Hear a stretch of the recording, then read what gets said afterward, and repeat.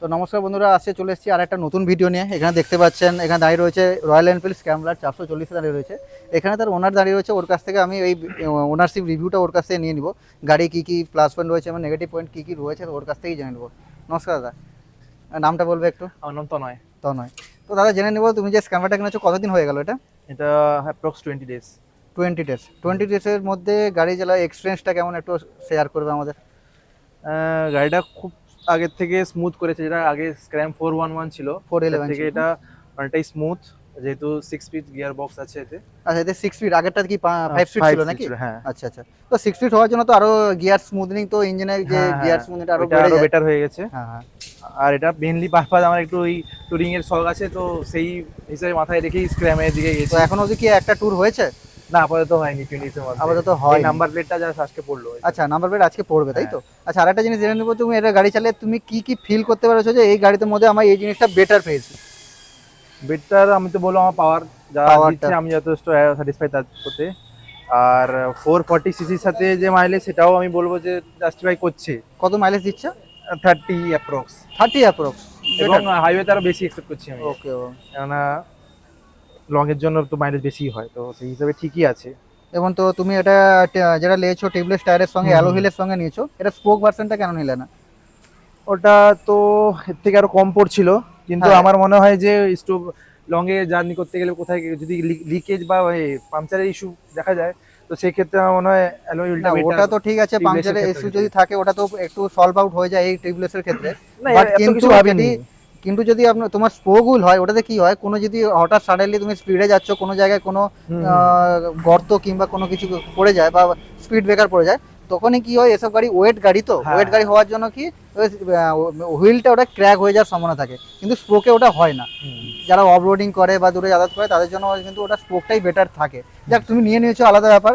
তো তুমি তো বলছো যে এখনো স্টার্ট করেনি, গেলে তুমি অলরেডি এক্সপিরিয়েন্স হয়ে যাবে। এটা তো বললে তুমি এর পুরো প্লাস পয়েন্টগুলো বলে দিলাম আমাকে। কিছু নেগেটিভিটি কিছু পেয়েছো?